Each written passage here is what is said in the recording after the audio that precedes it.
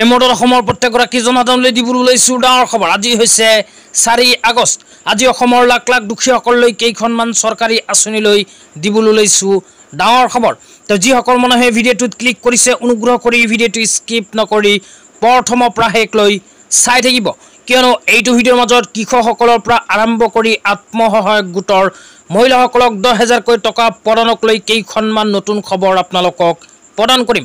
তো অনুগ্ৰহ কৰি ভিডিঅ'টো স্কিপ নকৰি প্ৰথমৰ পৰা শেষলৈ চাব, আৰু মোৰ চেনেলত নতুন হ'লে প্লিজ চেনেলটো ছাবস্ক্ৰাইব কৰি মোৰ লগত থাকিব। ভিডিঅ'টো ভাল লাগিলে অনুগ্ৰহ কৰি শ্বেয়াৰ কৰি দিব।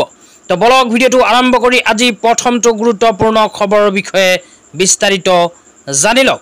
তো আজি প্ৰথমটো গুৰুত্বপূৰ্ণ খবৰ হ'ল কৃষকসকলৰ বাবে। তো কৃষকসকলক ভাৰত চৰকাৰে প্ৰদান কৰিব 6,000কৈ টকা। তো ইয়াৰ কাৰণে ভাৰত চৰকাৰে ঘোষণা কৰিছে PM কিষাণ সন্মান নিধি আঁচনি। এইখন আঁচনিত যিসকল কৃষকে আবেদন কৰিছে সেইসকল কৃষকে প্ৰতি বছৰে নিজৰ বেংক একাউণ্টত 6,000কৈ টকা লাভ কৰিব। কিন্তু যিসকল কৃষকে এই তিনিখন কাম নকৰিব সেইসকল কৃষকে PM কিষাণ সন্মান নিধি আঁচনিত আবেদন কৰিলেও কিন্তু PM কিষাণ আঁচনিৰ 6,000কৈ টকা প্ৰতি বছৰ লাভ নকৰে। লগতে অহা 18 নম্বৰ কিস্তি ধন যিসকল কৃষকে পাব বিচাৰে সেইসকল কৃষকে অতি সোনকালে কৰিব লাগিব এই তিনিখন কাম। তো কি কাম কৰিব লাগিব এতিয়া আপোনালোকক বিস্তাৰিত জনাইছোঁ, অনুগ্ৰহ কৰি ভিডিঅ'টো স্কিপ নকৰি চাই থাকিব।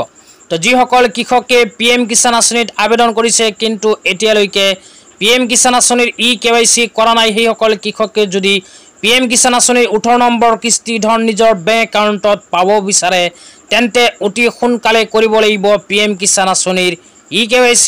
তো আপোনালোকে যদি PM কিষাণ আঁচনিৰ KYC কৰিব বিচাৰে তেন্তে PM কিষাণৰ এখন বিশেষ এপ আছে, সেইখন এপতো কিন্তু আপোনালোকে নিজৰ নিজৰ আধাৰ কাৰ্ডৰ সহায়ত PM কিষাণ আঁচনিৰ KYC কৰিব পাৰিব। অন্যথা আপোনালোকৰ নিয়াৰেষ্ট CSC চেণ্টাৰতো গৈ কিন্তু PM কিষাণ আঁচনিৰ KYCৰ কাম সম্পূৰ্ণ কৰিব লাগিব। তো দ্বিতীয় নম্বৰ কামটো হ'ল PM কিষাণ আঁচনিৰ লেণ্ড চিডিং।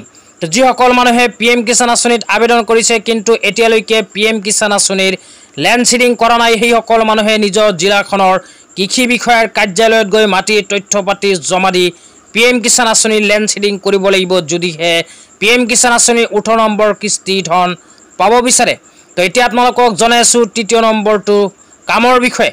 তো তৃতীয় নম্বৰ কামটো হ'ল যিসকল কৃষকে PM কিষাণ আঁচনিত আবেদন কৰিছে কিন্তু এতিয়ালৈকে বেংক একাউণ্টৰ লগত আধাৰ কাৰ্ড লিংক কৰা নাই সেইসকল কৃষকে অতি সোনকালে নিজৰ বেংক একাউণ্টৰ লগত আধাৰ কাৰ্ড লিংক কৰিব লাগিব।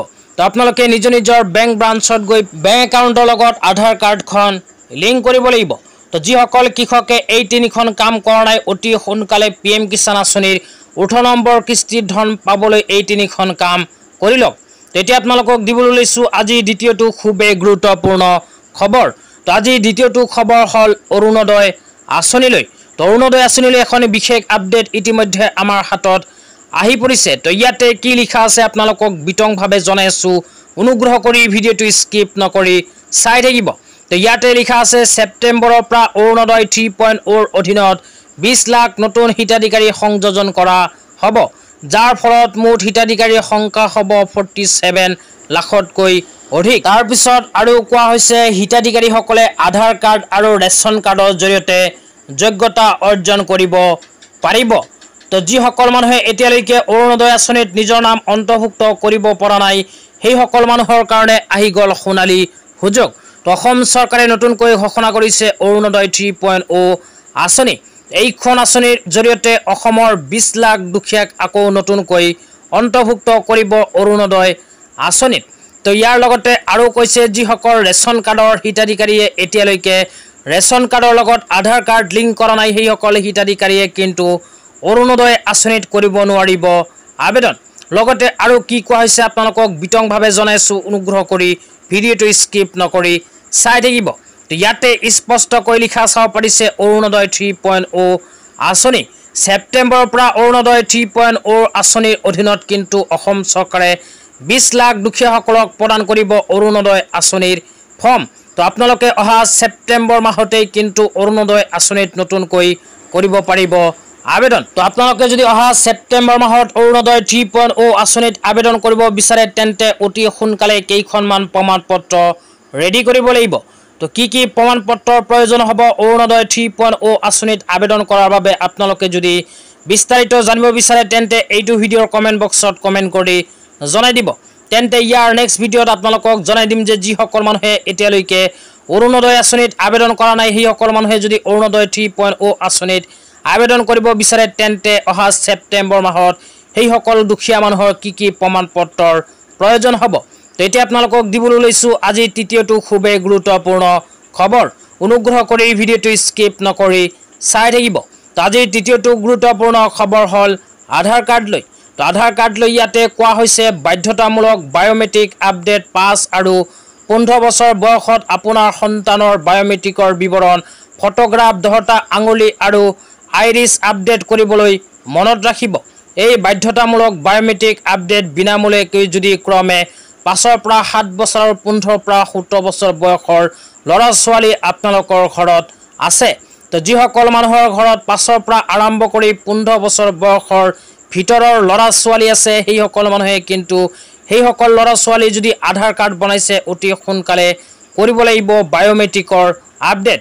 তো ইয়াৰ লগতে আৰু কি কোৱা হৈছে আপোনালোকক পঢ়ি শুনাই দিছোঁ। তো ইয়াৰ লগতে এনেকুৱা এখন নটিফিকেশ্যন জাৰি কৰিছে। ইয়াতে লিখা আছে a child's Aadhaar needs to mandatory biometric update which is free of cost first of the age of 5 years second of the age of 15 years। তো প্ৰথমে যিসকল ল'ৰা ছোৱালীয়ে আধাৰ কাৰ্ড বনাইছে সেইসকলে 5 বছৰ বয়সত কিন্তু প্ৰথমে কৰিব লাগিব বায়োমেট্ৰিকৰ আপডেট। তাৰপিছত দ্বিতীয়তে যেতিয়া 15 বছৰ বয়স হ'ব সেইসকল ল'ৰা ছোৱালীৰ তেতিয়াও কিন্তু আকৌ নতুনকৈ বায়োমেট্ৰিকৰ আপডেট কৰিব লাগিব। যিসকল মানুহৰ ঘৰত 5ৰ পৰা আৰম্ভ কৰি 15 বছৰ বয়সৰ ভিতৰত সন্তান আছে সেইসকল মানুহে নিজৰ অঞ্চলত আধাৰ সেৱা কেন্দ্ৰত গৈ কিন্তু নিজৰ সন্তানৰ আধাৰ কাৰ্ডৰ বায়োমেট্ৰিকৰ আপডেট কৰিব পাৰিব। তো আপোনালোকৰ সন্তানৰ আধাৰৰ বায়োমেট্ৰিক আপডেট কৰাত যদি কোনো অসুবিধা পাইছে তেন্তে এইটো ভিডিঅ'ৰ কমেণ্ট বক্সত কমেণ্ট কৰি জনাই দিবলৈ নাপাহৰিব। তো এতিয়া আপোনালোকক দিবলৈ লৈছোঁ আজি চতুৰ্থটো খুবেই গুৰুত্বপূৰ্ণ খবৰ। অনুগ্ৰহ কৰি ভিডিঅ'টো স্কিপ নকৰি চাই থাকিব। তো আজি চতুৰ্থটো খবৰ হ'ল আত্মসহায়ক গোটৰ মহিলাসকলৰ বাবে। তো যিসকল আত্মসহায়ক গোটৰ মহিলাসকলে 10,000কৈ টকা পোৱাৰ বাবে মুখ্যমন্ত্ৰী মহিলা উদ্যমিতা অভিযান আঁচনিৰ ফৰ্ম ফিল আপ কৰি ইতিমধ্যে জমা কৰিছে সেইসকল আত্মসহায়ক গোটৰ মহিলাৰ ফৰ্ম ছাবমিটৰ কাম কিন্তু অসম চৰকাৰে ইতিমধ্যে আৰম্ভ কৰিছে।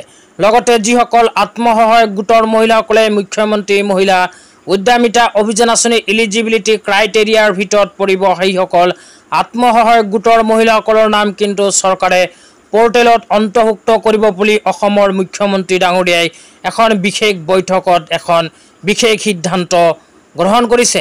লগতে যিসকল আত্মসহায়ক গোটৰ মহিলাসকলে মুখ্যমন্ত্ৰী মহিলা উদ্যমিতা অভিযান আঁচনিৰ ইলিজিবিলিটি ক্ৰাইটেৰিয়াৰ ভিতৰত পৰিব সেইসকল আত্মসহায়ক গোটৰ মহিলাসকলৰ বেংক একাউণ্টত অসম চৰকাৰে সোমাই দিব 10,000কৈ টকা।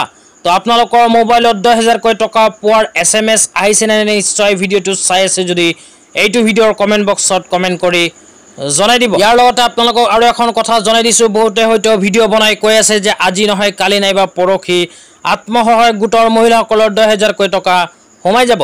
তো এই বিষয়ত আপোনালোকক কওঁ অসম চৰকাৰে এতিয়ালৈকে কিন্তু কোনো নিৰ্দিষ্ট ডেট প্ৰকাশ কৰা নাই যে অমুক তাৰিখত আত্মসহায়ক গোটৰ মহিলাসকলে বেংক একাউণ্টত লাভ কৰিব 10,000কৈ টকা।